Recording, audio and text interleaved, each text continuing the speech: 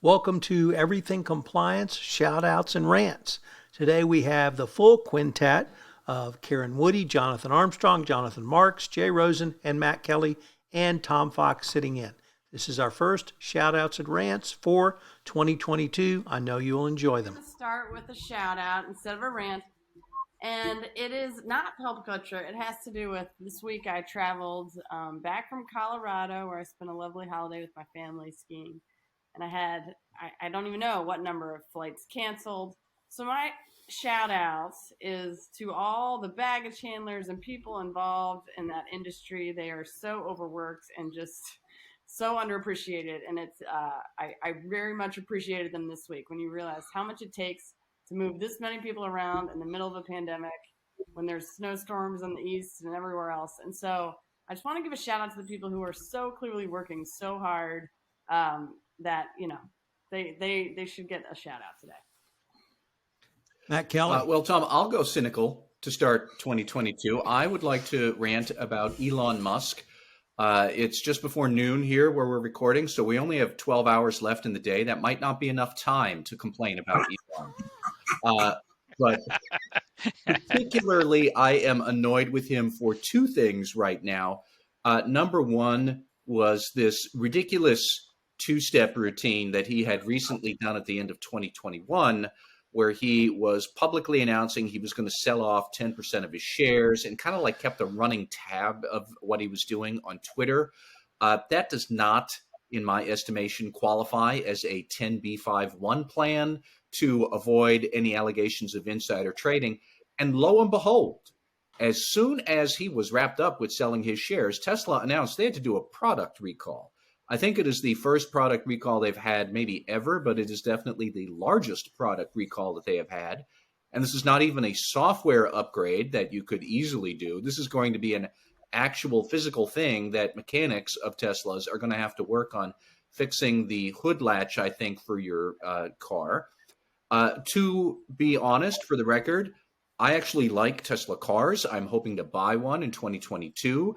That does not mean I still don't dislike Elon Musk. I do indeed. My other big beef with him at the moment is this finger in your eye stunt he did with the world, where he went and opened a shop in the Xinjiang province of China, a sales shop where he specifically went to go and show how cool Tesla is and how important it is to do business in China, specifically in the province where, folks, let's be clear, China is using slave labor in the Xinjiang province, probably in other provinces too, knowing how heavy-handed and authoritarian the Beijing government is. I will entertain arguments that, working with China is necessary. It can be difficult to figure out slave labor. I understand the realities of that.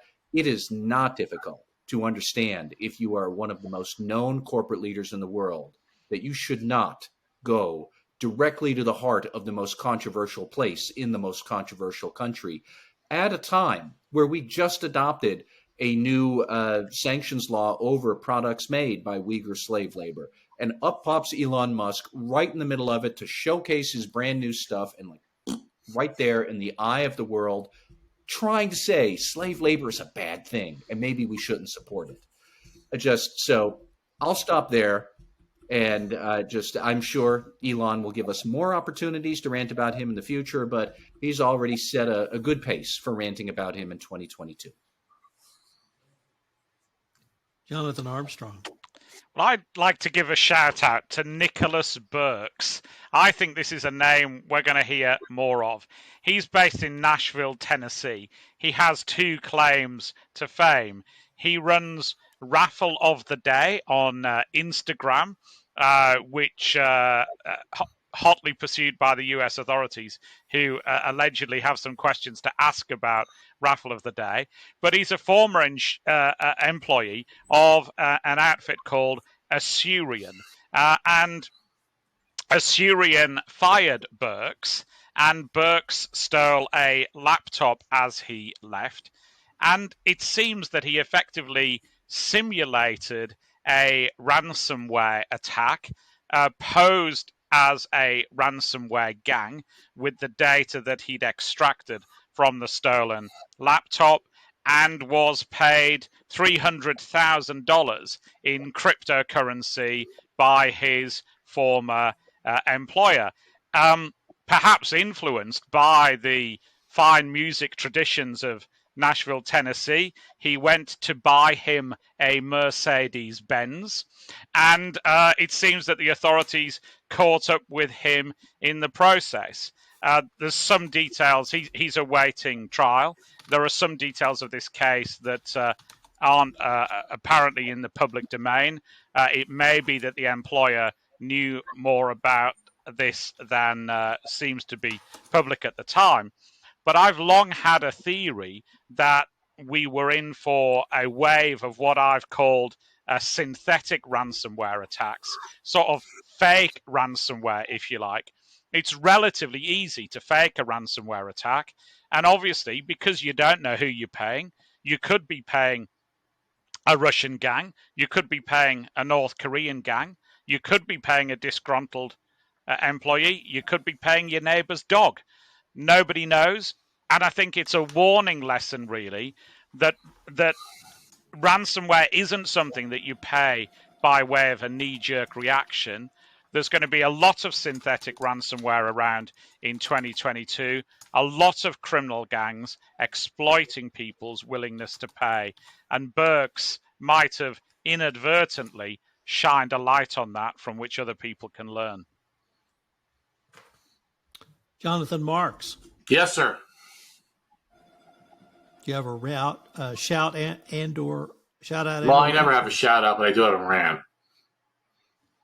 So my rant for this week is the CDC. I have no idea what's going on over there.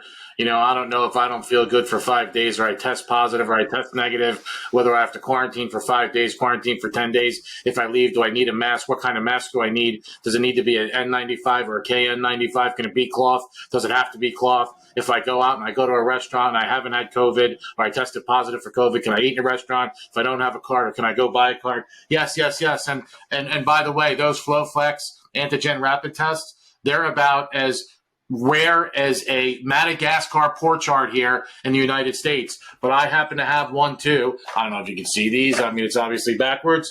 But, you know, if you're looking for one of these, you might as well go get yourself a Madagascar pochard, which I understand is a species of duck because you can't find them here. So I just wish that somebody would get their act together and tell us exactly what's going on. Because if I had an organization that put policies and procedures together like the CDC, it would literally be a 3-ring circus. And the CDC, you guys are a bunch of clowns.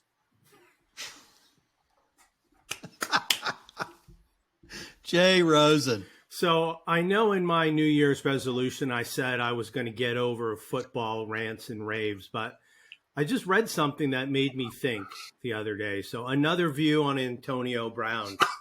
Former New England Patriots star Rodney Harrison believes that Antonio Brown, the former All-Pro wide receiver, could be dealing with brain trauma from playing football.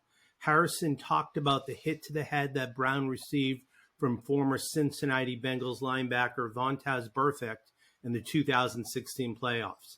Harris would like for the league to come in and help Antonio because what he witnessed on last Sunday was mental illness. It was CTE, which is a progressive brain condition that's thought to be caused by repeated blows to the head and repeated episodes of concussion. Yes, Brown has made some troubling and puzzling decisions on his journey from the Steelers to the Raiders to the Patriots and now his last stop in Tampa Bay. But the bottom line is, here's an opportunity for the NFL to reach out and help this man. We can make a difference unless we are just the cruel descendants of our Roman forebearers who can casually flip a thumbs up or thumbs down on those who die for our pleasure in the Colosseum. I am going to, I think, rant about Novak Djokovic, the world's #1 tennis player who apparently is unvaccinated, and he wanted to defend his Australian Open title, got an exemption to go into Australia from apparently a tennis federation and a provincial authority. When he got to the border, having flown in on private jet from Dubai, his visa was not in order, and he was rejected for entering Australia. Mr. Djokovic seems to think that he is not only above and beyond the rest of the human race, that he doesn't need to be vaccinated, but he can travel anywhere to do whatever he wants. And so my rant is about him, but I want to shout out to Rod Laver, who, if you don't know, is the greatest living tennis player ever, having won 2 Grand Slams over 2 different eras, the amateur and pro, who said, quote, "If he's got a reason for the exemption, then we should know it. If you're a great tennis player and you performed and won so many tournaments, it can't be physical. So what's the problem?" So, Mr. Djokovic, I don't think you're welcome in Australia.